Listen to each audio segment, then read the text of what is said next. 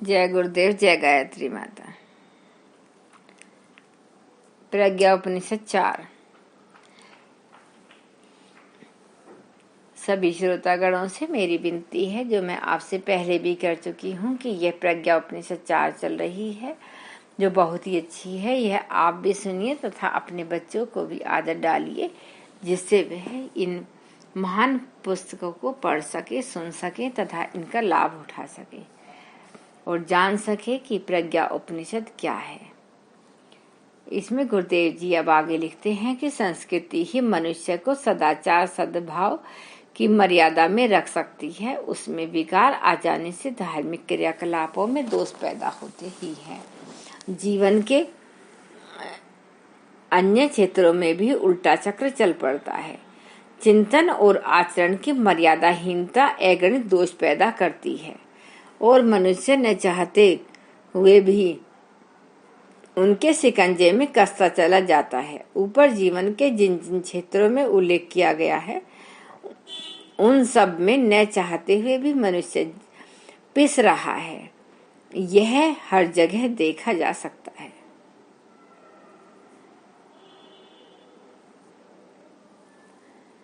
इन दिनों व्यक्ति और समाज पर अव्यवस्था, सुरक्षा, दरिद्रता की विपत्ति लदती जा रही है। घर परिवार में कलह, मनोमालिन्य बढ़ रहा है। जन समुदाय के मध्य असहयोग, असंतोष, अविश्वास असाधारण रूप से बढ़ रहा है। चाहे व्यक्तिगत अव्यवस्था, सुरक्षा, चाहे पारिवारिक मनोमालिन्य और चाहे सामाजिक असहयोग, अविश्वास, इन सब का जनक मनुष्य स्वयं ही है।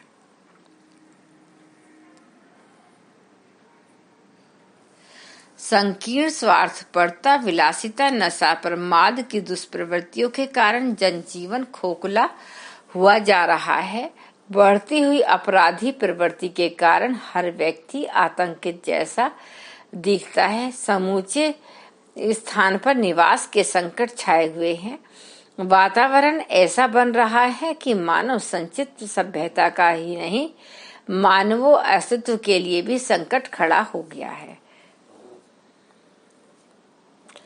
जो प्रथाएं कभी उत्तम उद्देश्यों को लेकर विनिर्मित हुई थी, वे ही भ्रांतियों और विकृतियों के मिलते चलने पर समय अनुसार अनुपयुक्त बनती जा रही हैं। तब उनके प्रति दुराग्रही मोह अपनाना अनुचित है। हिमालय से निकलने वाली गंगा की धारा भी समुद्र तक पहुँचते पहुँचते खारी हो जाती है। जब उसे सूर्य भाप बनाकर बादल बनाता है, हिमालय में पहुंचकर वही बादल बर्फ बन जाते हैं और उस परिवर्तन के कारण ही गंगा का शुद्ध स्वरूप स्थिर हो जाता है। संस्कृति के संबंध में भी यही बात है। सूक्ष्मदर्शी मनुष्य इस पर्यावरण के प्रति जागरूक रहते हैं। वे दुराग्रह के स्थान पर विवेक जगाते हैं और उचित है उसे अपनाने के लिए मान्यताओं में हेरफेर करने वाला दृढ़ एवं गहरी पकड़ वाले अभियान चलाते वातावरण बनाते हैं। इन दिनों जो धर्म संस्कृति के नाम पर अनुचितता का बोलबाला है, उसका कारण एक ही है कि मनुष्यों ने सामयिक संशोधन का ध्यान नहीं रखा। सुधार परिवर्तन का प्रवाह रुक जाने से वर्षा का शुद्ध जल किसी गड्ढे में अवरुद्ध पड़ा रहने पर सड़ने लगता है। ऐसी दुर्गति धर्म क्षेत्र में अंधविश्वास एवं दुराग्रह घुस पड़ने से भी होती है। उपयुक्त संशोधन जब न किए जा सके, तभी देव संस्कृति के नाम को बट्टा लगा। जब उन्हें समय पर कर लिया गया, तब बिगड़ती परिस्थितियां तुरंत सुधर गई। देव संस्कृति की सदा यह विशेषता रही है कि उसने विवेक, बुद्धि का तथा श्रद्धा भावना दोनों ही पक्षों के लिए परिष्कृत और सुदृढ़ आधार दिए हैं, जिन पर मानवीय श्रद्धा एवं विवेक दोनों टिक सके। उन्हें आस्था के बिंदु या आधार कहते हैं। आस्था के सहारे ही मनुष्य मानव, महामानव और देव मानव बनता है। आस्था के अभाव में उसने पाशविकता उभरने लगती है। यह एक अकट है, महान सत्य है। भारतीय संस्कृति विवेक और भावना दोनों के संयोग की अपनी विशेषता से ही विश्व मान्य बनी। सारे विश्व में विभिन्न समयों में हुए विचारक जिज्ञासु मनीषियों ने इसे इसी आधार पर सराहा है। दारा शिकोह औरंगजेब के बड़े भाई उपनिषदों का ध्यान करते थे। एक दिन वे मस्ती में झूम रहे थे। उनकी भतीजी ने पूछा, चाचा जान, आप नशा तो करते नहीं, फिर ऐसे मस्त कैसे हो रहे हैं? दारा बोले, बेटी, यह मस्ती नशे की नहीं, दिव्य ज्ञान की है। उपनिषदों को पढ़ने के बाद मुझे लगा कि ज्ञान की मस्ती कितनी गहरी होती है। मैक्स मूलर ने वेदों का सांगोपांग अध्ययन किया। वे कहते थे कि भारत की सांस्कृतिक विरासत इतनी महान है कि उसके लिए 1 या 10 जन्म भी लगा सकूं तो सार्थक समझूंगा। पादरी लेडविटर कहते थे, भारतीय संस्कृति का अध्ययन करने से पूर्व आंतरिक संतोष नहीं मिला था। ईसाई और इस्लाम मत में श्रद्धा तो दिखी, विवेक की तुष्टि नहीं हुई। पाश्चात्य दर्शन में विवेक मिला पर संविद्या की प्यास नहीं बुझी। भारतीय दर्शन में दोनों का योग है, यह वास्तव में योगी है। विज्ञान के साथ बुद्धिवाद बढ़ा है।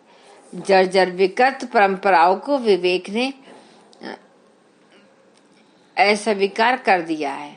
नए आधार बने, नहीं कुछ बने, तो उनमें सांस्कृतिक चेतना की झलक न मिलने से श्रद्धा उन पर टिकती नहीं। आस्था के नए आयाम न मिल सकने से मनुष्य आस्थाहीन हो गया। उसी के कारण सारा असंतुलन बढ़ रहा है। बढ़ती बौद्धिकता ने उन सब आधारों को मानने से इनकार कर दिया है जिनमें विकार पैदा हो गए थे। यह ठीक भी था, परंतु विकार तो सभी में पैदा हो गए थे। सब कुछ हटा देने पर मान्यता कहाँ टिकी, यह समस्या आ गई थी।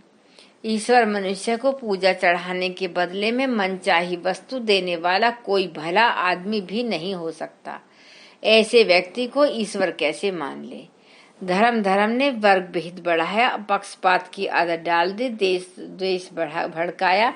ऐसे धर्म को अस्वीकार कर देने में किसी को संकोच क्यों नहीं? परलोक पुनर्जन्म किसी ने नहीं देखा है। कर्म फल तत्काल मिलते दिखते नहीं। प्रयोगशाला में तुरंत परिणाम देखने की अभ्यस्त बुद्धि ने इन सब को भी झुठला दिया। इसी प्रकार पुरानी मान्यताएं टूटती गईं। नई मान्यताओं के आधार पर बने नहीं। मानवीय बुद्धि चकरा गई। किस आधार पर अपने लिए मर्यादाएं बनाए? इस भ्रम ने सभी तरफ असंतुलन बढ़ा दिया। सभी इससे चिंतित हैं। जब भी किसी ऐसी स्थिति आती है, मनुष्य को हानि उठानी पड़ती है। आस्थाहीन समाज की सद्गति संभव नहीं।